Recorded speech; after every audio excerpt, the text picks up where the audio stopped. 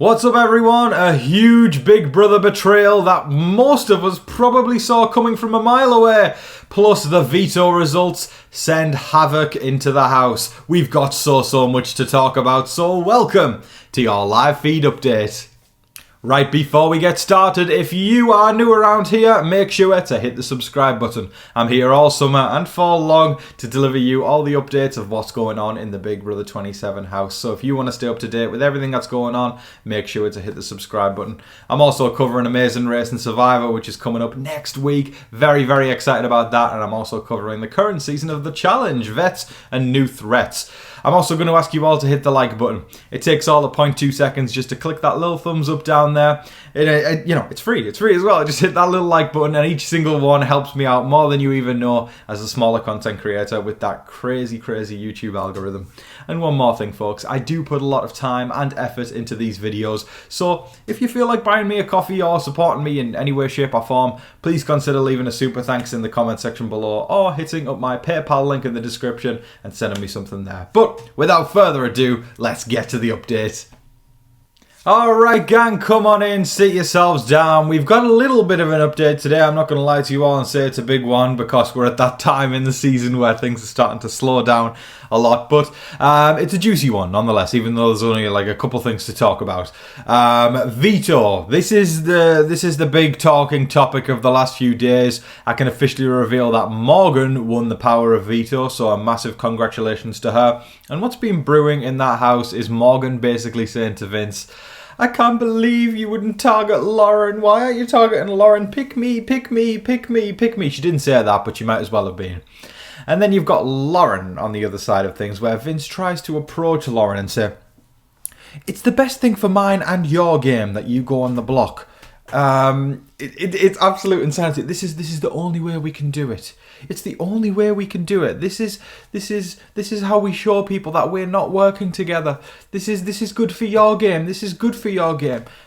These people, man. These people. But anyways, you've got Morgan basically with this power of veto, putting the pressure on Vince to put Lauren up. She's a pick-me girl. There, I said it.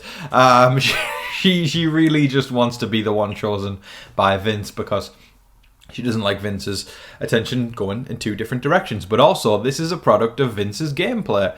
He is having to now, when we're getting, the numbers are dwindling down, he's having to betray those people that he swore on the sword, that he'd die on the sword for, and that he would never betray, and that he's got their back all the way to the end. And now it's all starting to come to a head because I feel like he might be thinking with little Vince rather than big Vince. So that's what I think's happening there with Morgan.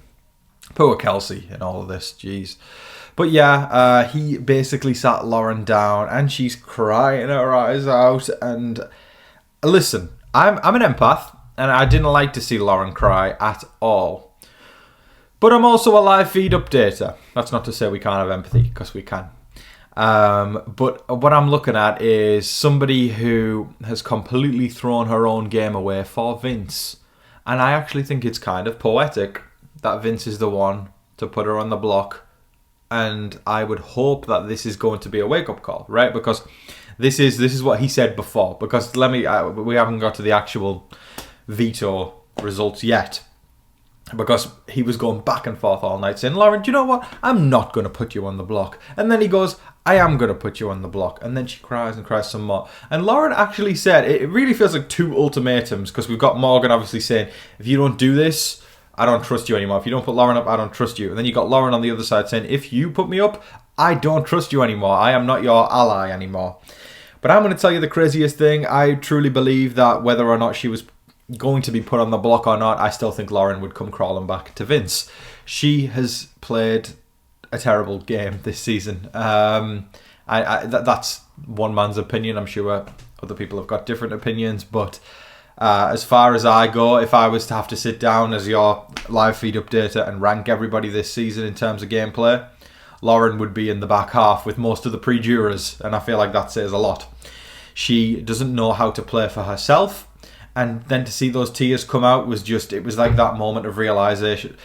Well, it was our moment of realisation. I don't think Lauren had that moment of realisation. It's just I'm looking at her and thinking, how didn't you realise? Why did you put all of your time and effort into playing Vince's game? What did you expect? Did you expect him to turn around and be like, yeah, Lauren, yeah, you deserve the win? No, like it's just not the case at all. She has thrown herself under the bus. She has been Vince's lapdog, literally. It's like saying, bark, Lauren, and she will bark. Nominate this person or choose this person. And because, I mean, we saw it, didn't we, on the hamster night? You know, that was the insanity of it, where it was the hamster night. Oh, God, it's such a sad...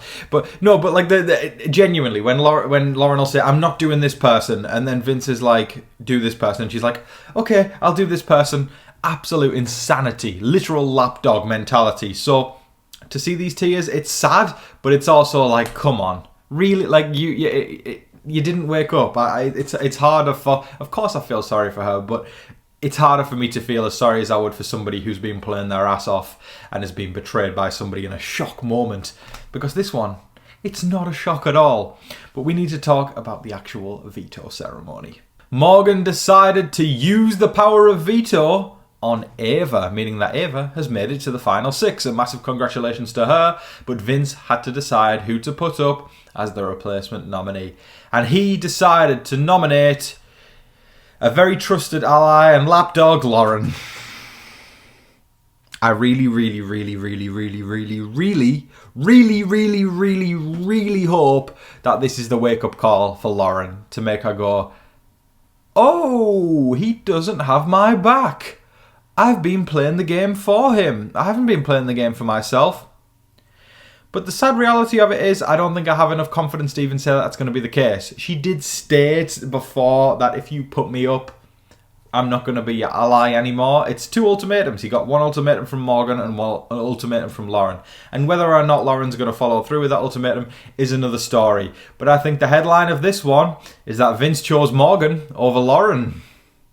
Now, a recent segment we've been doing on the channel is where we grab a little bit of audio from the day and just have a little reaction to it and give our thoughts. Now, of course, because Game Talk is going and not much is really happening. I'll tell you what is happening. The Vince and Morgan saga is continuing to go on and on and on. And he said something very, very damning that I think is... I don't even know. But let's listen out to this. We can all have our opinion. See what we think it means, or I don't even know. Let's have a listen. Here we go. I kind of want to tell you something, but it's an October conversation. Okay. So just remind me of this night in case I forget. Now, I don't know if that was hard to make out. I'll make sure it's turned up when I do the editing so y'all can hear it, but just to read out. He says, this is in the middle of the night, they're in bed together. Platonic friends, eh?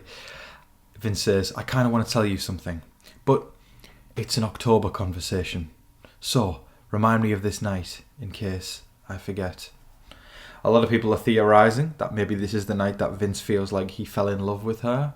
I have no clue what that would be. You wouldn't forget that, though, so I don't know why he would say, in case I forget.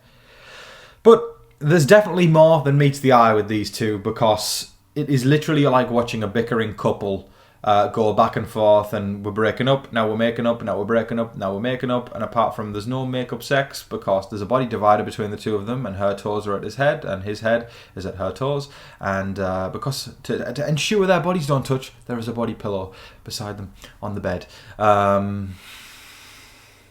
We're in the trenches, folks. We are in the trenches of Big Brother 27, and I am your live feed updater. That is all of your live feed updates for today, folks. I thoroughly hope you all enjoyed watching. It was hopefully short but sweet, or it was short but hopefully sweet. It's one of those things, you know, where we get to this back in the season, and this happens every single year, where I'll see if there's enough to talk about in one day. So one day I might be here, and one day I might be not, but... I wanted to hop on today, even if it was only a couple of things with the veto that felt important, so I wanted to come on. And I hope you all enjoyed it.